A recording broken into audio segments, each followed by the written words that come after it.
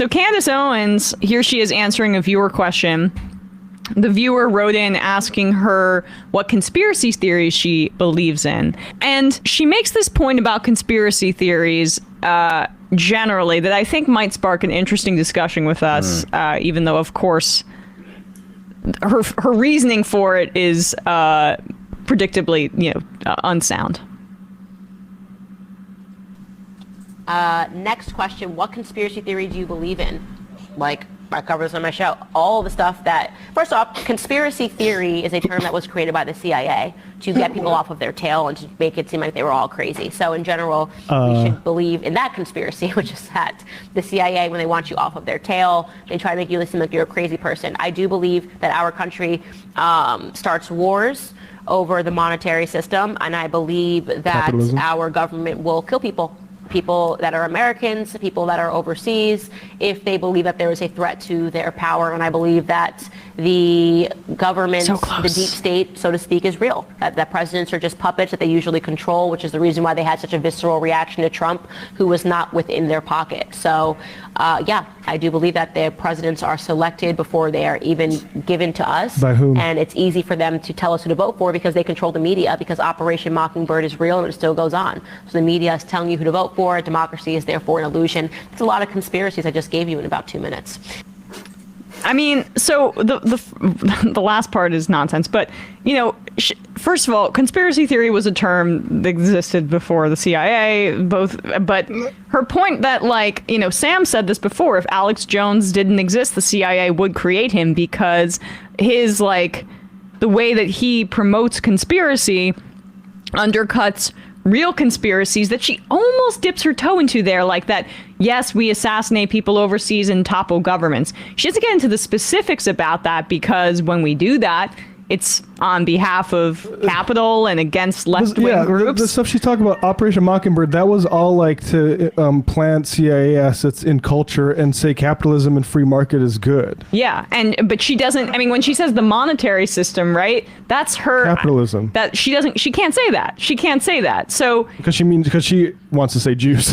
Well, what IMF, the there you go. I didn't even put that together, but yeah, she's an anti-Semite, and she wants to say Jews do it. That's it. What other? What is it? Lizard people? That's another word for Jews typically. Mm-hmm. What does she mean? Who's doing all this? Mm-hmm. Well, they say the deep state, but they use that as a catch-all term, not for there is obviously a quote unquote deep state in the sense that there are ABC organizations that exist to maintain a nebulous sense of national security, and their operations are not things that we and sometimes other branches of the government, which we know all the time, through Congress, congressional hearings, they're just not privy to, despite the fact that it's part of their mandate to be privy to those things.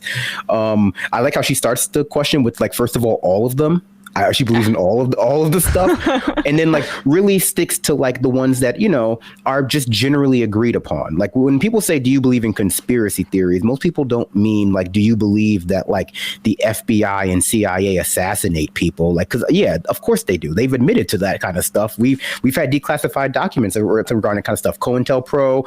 We know about the Bay of Pigs. We know about all sorts of things that that they've done, including Operation Mockingbird. That those things aren't secret anymore. When people say conspiracy theory, I think what I mean it is just that what changes something from a conspiracy in the sense of people colluding either completely with knowledge or just by a set of context that has been created that cause people to collude without their knowledge, which I guess I can touch on a little bit after this part.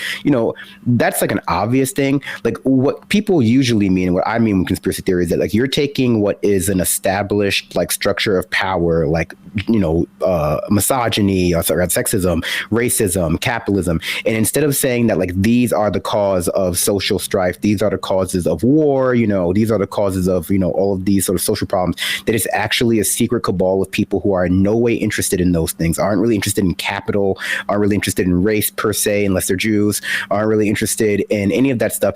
They're doing it just for the sake of maintaining some sort of owl worship society, which is just not maybe, but that's not that is not necessarily what causes these things, So for my, she's trying to like have her cake and eat it too, which is what a lot of conspiracy theorists on the right do, which is point to conspiracies that we agree are like, yeah, we know like this is not what they said. We know that what they're said about like, even for example, JFK's assassination is not the full story, obviously. And they use that to pivot into a narrative about our country being controlled by an undercurrent of like, deviant archetypes like Black people or like lesbians or Jewish people in a way that is meant to supersede like any claims of racism or anti-Semitism or whatever, because they're the ones who are secretly controlling all these things. And it's like the world isn't really that, conspiratorial. I think a lot of times people get caught up in this idea of a conspiracy as like, for example, how does Jeff Bezos keep the Washington Post from publishing things that are incredibly like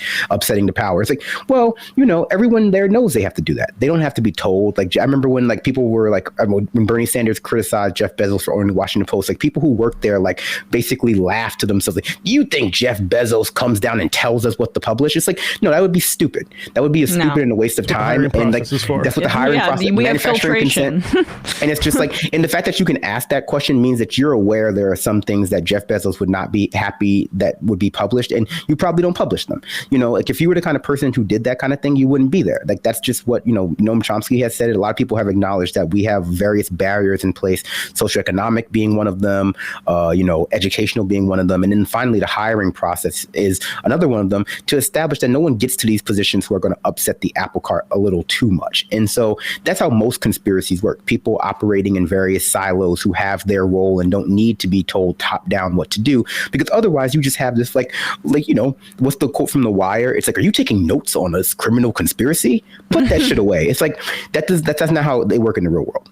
Yeah. Yeah, and this right-wing sort of critique of conspiracy theory, like you mentioned the deep state, there's been like that concept has become, I think, unhelpful for people understanding the world, because of course there are the deep state bureaucracy things like the CIA and FBI and NSA, which we all agree are bad and which the left has been talking about since, they were formed. Yeah. But there's also another form of like deep state governance that misses, that sort of libertarian right-wing critique misses, which is like corporations and like a law firm like Sullivan and Cromwell, which has been doing like imperial shit for like over a century, or DuPont, working with the government. Right. Or Exxon. Like those are also forms of the deep state that are missed when we think of, it's just like the EPA. Right? Or she like dances around it, but like the corporate influence in what like governments in Latin America were banana. Exactly. Right. The bananas, right? And like,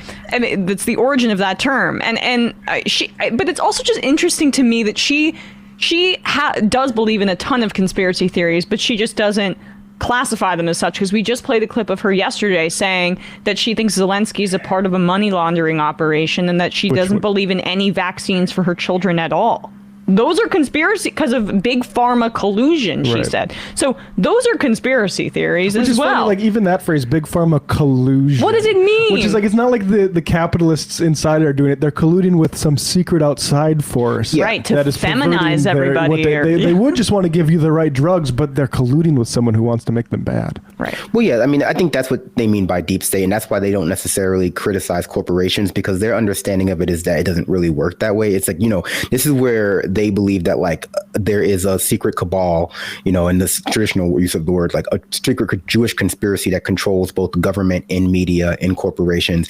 And that's why all of these corporations feel the need to do these things that otherwise they just go against American tradition, things that like people don't really this has always been a typical characteristic of a lot of white supremacist conspiracy theories in the United States, and why people who aren't really familiar with the history of those things don't necessarily see like, antagonism to law enforcement amongst these white militias. They don't necessarily understand those things because they've been told that like, well, every white supremacist is in concert with each other. So, the fact that Ben Shapiro is hated by neo-Nazis means that he can't possibly be, on the same side of the spectrum as them.